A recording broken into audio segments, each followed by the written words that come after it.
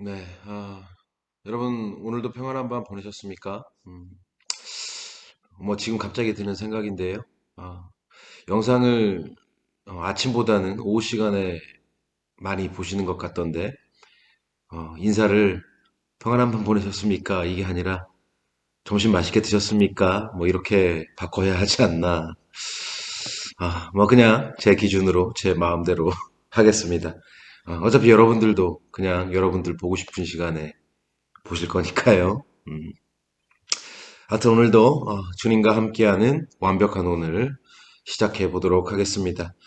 오늘은 시편 3편 1절부터 8절까지 말씀을 가지고 나의 방패, 나의 영광이라는 제목으로 함께 말씀을 나누고 또 묵상해 보고자 합니다. 1절부터 8절까지 말씀 제가 읽어 드립니다. 여호와여 나의 대적이 어찌 그리 많은지요. 일어나 나를 치는 자가 많으니이다. 많은 사람이 나를 대적하여 말하기를 그는 하나님께 구원을 받지 못한다 하나이다. 여호와여 주는 나의 방패시요 나의 영광이시요 나의 머리를 드시는 자이시니이다. 내가 나의 목소리로 여호와께 부르짖으니 그의 성산에서 응답하시도다.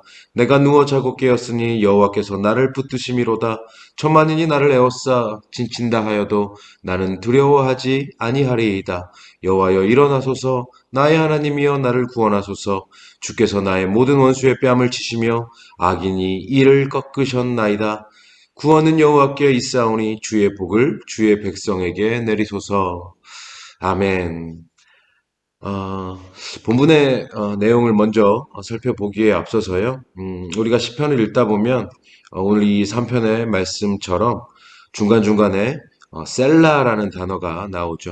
이게 무슨 뜻인지 궁금해하시는 분들이 계실 텐데요. 이 셀라라는 단어는 히브리어 문자적인 의미로는 목소리를 높이다 또는 찬양하다라는 의미가 있는데요. 사실 이렇게 말씀 중간중간에 사용되는 경우에는 문자적인 의미보다는 음악적인 용어다라고 그렇게 보시면 될 것 같습니다. 우리나라 말로 치면 얼쑤 뭐 이런 노래의 추임새라고 할까요? 뭐 아무튼 그런 노래의 장단이나 추임새로 넣는 말로 이해를 하시면 좀 쉬울 것 같습니다. 셀라 하니까 전에 천안장로교회에서 청년 사역을 할 때, 우리 청년들이랑 같이, 그 했던 축구팀 이름이 FC 셀라였었어요. 그때 참 재미지고 또 열심히, 축구를 했었네요. 뭐 해마다 교회 축구대회 우승도 하고 뭐 그랬던 기억이 있습니다. 그 시절이 많이 그립네요. 어, 보고 있나? FC 셀라? 사설은 이쯤 하고, 말씀을 보겠습니다.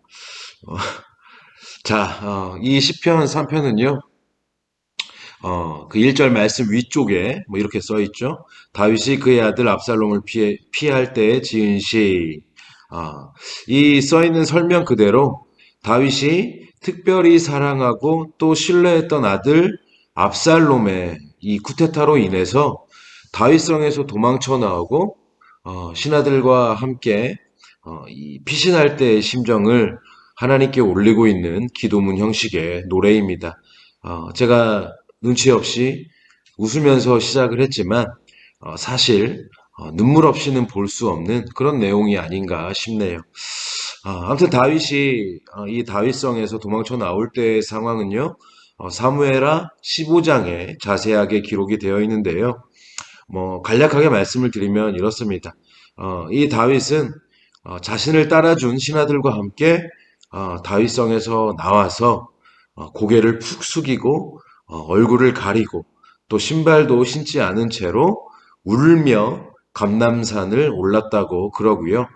뿐만 아니라 사람들은 그런 다윗과 신하들을 향해서 돌을 던지며 조롱을 했고 또 이 시므이라는 자에게는 침뱉음을 당하기까지 하는 멸시를 다윗이 당했다고 그렇게 기록을 하고 있습니다. 뭐 제가 지금 아주 간략하게 말씀을 드렸지만 사실 이 정도만으로도 도저히 말로는 표현할 수 없는 다윗과 신하들이 겪었을 그 절망과 슬픔과 이 아픔과 또 비참함이 절절히 느껴지지 않습니까? 그래서 다윗은 이 시편 3편 1절과 2절에서 이렇게 노래를 하고 있어요. 하나님, 나를 대적하고 나를 치려는 자가 어찌도 일이 많습니까?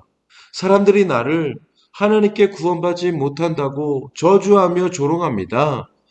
정말 깊은 슬픔을 가지고 이 다윗이 울고 있는 것이죠. 그런데 여러분, 다윗의 이 다윗됨은요, 이제부터가 진짜고 이제부터가 시작입니다. 이 성에서 쫓겨 도망가는 다윗을 보고 사람들이 너는 끝났다. 이제 너에게는 하나님의 구원은 없다고 그렇게 말하지 않았습니까? 맞는 얘기죠. 상황적으로 볼 때는 끝난 거 맞거든요. 왕의 성에서 신발도 못 챙겨 신은 채로 쫓겨나는데 그것도 가장 사랑했던 아들에게 이런 일을 당하고 있는데 지금 다윗이 처한 이 상황과 형편을 보면요. 이런 말이 나올 수밖에 없는 게 맞아요. 하지만 다윗의 이 이어지는 말들을 보면요. 다윗은 지금 자신이 처한 상황과는 완전히 다른 말을 해버립니다. 사람들이 다윗을 향해 쏟아내고 있는 이 말과는 완전히 다른 말을 다윗이 해요. 3절 여호와여 주는 나의 방패시며 나의 영광이시여 나의 머리를 드시는 자이시니이다. 하나님께서 이 모든 공격과 이 모든 수치와 멸시와 실패로부터 나의 방패가 되어주심을 다윗은 믿고 노래하고 있습니다. 지금은 내가 고개를 숙이고 얼굴을 가리고 울며 산을 오르고 있지만 하나님이 나의 영광이 되어주셔서 다시 나의 머리를 들게 해주실 것을 이 다윗은 믿음으로 노래하고 있습니다. 그리고 4절 내가 나의 목소리로 여호와께 부르짖으니 그의 성산에서 응답하시는도다. 하나님의 응답을 확신하고 있습니다. 또 5절 내가 누워 자고 깨었으니 여호와께서 나를 붙드심이로다. 내가 잠들 수 있고 아침에 다시 깰 수 있음이 하나님께서 나를 붙들고 계시기 때문임을 노래합니다. 그리고 6절과 8절 천만 대군도 두렵지 않습니다. 나의 구원은 저들의 손에 있는 것이 아니라 주 여호와 하나님께 있음을 내가 믿습니다. 정말 대단한 노래 아닙니까? 정말 위대한 노래 아닙니까? 이 위대한 노래가 지금 다윗의 입에서 튀어나오고 있는 거예요. 그런데 여러분, 지금 다윗이 처한 상황과 형편을 놓고 보면 사실 이런 고백과 이런 노래가 가당키나 합니까? 돌을 던지던 사람들은요, 이렇게 노래하는 다윗을 보고 미쳤다고 했을 거예요. 아, 충격을 받아서 정신이 어떻게 된 거구나. 그렇게 여겼을 거예요. 지금 다윗이 처한 상황을 또 형편을 놓고 보면 도저히 이런 찬양은 나올 수가 없는 게 맞아요. 하지만 다윗은 상황에 맞게 말하고 있지 않습니다. 형편에 맞게 말하고 있지 않습니다. 한마디로 하나님을 향한 이 다윗의 믿음은 상황에 전복되는 믿음이 아니라 형편에 짓눌리는 그런 믿음이 아니었다는 것입니다. 주는 나의 방패시며 나의 영광이시요 나의 머리를 드시는 자이시니이다. 할렐루야. 믿음이 없는 사람들은요, 언제나 상황에 맞춰서 형편에 따라서 말합니다. 그들에게는 당장 눈에 보이는 것이 전부예요. 자신이 처한 상황과 형편으로 모든 것을 판단합니다. 하지만 우리 믿는 자들은 지금 내가 처해 있는 상황과 형편으로 말하는 자들이 아닙니다. 눈에 보이는 것으로 판단하는 자들이 아닙니다. 하나님을 보고 말하며 하나님을 보고 판단하는 사람들이 바로 우리 아닙니까? 그래서 아무리 어렵고 힘들어도 아무리 상황과 형편이 최악이더라도 이 다윗과 같이 하나님은 나의 방패시요 나의 영광이라는 이 위대한 고백과 찬송의 말이 쏟아져 나와야 하는 것이 바로 우리라는 것입니다. 사탄은요, 우리에게 늘 상황과 형편을 통해서 너는 안 돼. 더 이상 너에게 하나님의 도움은 없어. 하나님의 도우심이 있었다면 지금 네가 왜 그렇게 됐겠어? 우리에게 끊임없이 이렇게 속삭입니다. 그렇게 상황만 보게 하고 형편만 보게 해서 절망하게 하고 낙심하게 하고 우리를 그렇게 포기하게 만듭니다. 하지만 우리가 그 사탄의 속삭임을 받아주면요, 우리는 힘을 잃게 되는 거예요. 가장 먼저 내 마음이 죽게 되고, 내 생각이 죽게 되고, 내 믿음도 그렇게 죽게 되는 거예요. 솔직히 제가 온맘교회 개척을 하고 나서 이렇게 제 마음이 죽고, 생각이 죽고, 믿음이 죽는 걸 여러 차례 경험했거든요. 상황을 보고 형편을 따지면 진짜 그렇게 될 수 있어요. 그러나 우리 믿는 자들의 능력은요, 역시 위기에서 더 잘 나오는 것 같습니다. 그 어떤 상황에서도 하나님은 나의 방패라고 말할 수 있는 그 믿음, 어떤 형편에 처하더라도 하나님은 나의 영광이라고 노래할 수 있는 그 믿음, 오직 하나님이 나의 구원이 되신다는 그 믿음, 이것이 믿지 않는 자들과는 다른 점 아니겠습니까? 그리고 이것이 믿지 않는 자들과의 차이를 만들어내는 우리만의 능력이라고 생각을 합니다. 그래서 여러분, 특히 코로나로 인해서 경제적으로 많이 어려움 당하고 계신 분들, 지금 잠깐 실패하는 것 같아도 포기하지 마시기를 바랍니다. 상황만 보지 말고 형편만 따지지 말고 하나님을 보시기를 바랍니다. 구원은 하나님께 있습니다. 지금 우리를 둘러싸고 있는 이 원수들이 100만이건 1000만이건 그 숫자와 크기는 하나도 중요하지 않습니다. 코로나건 뭐건 중요하지 않습니다. 어차피 그것들은 하나님보다 크지 않으니까요. 어차피 그것들은 하나님보다 대단치 않으니까요. 아멘이십니까? 사랑하는 여러분, 믿음으로 기도하며 응답을 기다리시길 바랍니다. 흔들림 없는 믿음으로 나의 방패 되시는 하나님, 나의 영광 되시는 하나님, 나의 머리를 들게 해주실 하나님을 굳게 붙드시기를 바랍니다. 지금 스스로 할 수 있는 게 없는 상황이라면 더 강하게 하나님을 붙드시기를 바랍니다.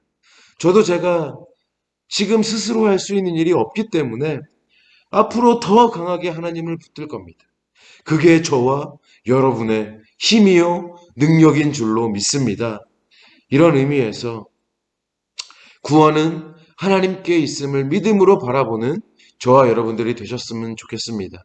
지금 나의 상황이, 내가 처한 형편이 어떨지라도 어차피 그것들은 하나님보다 크지 않다.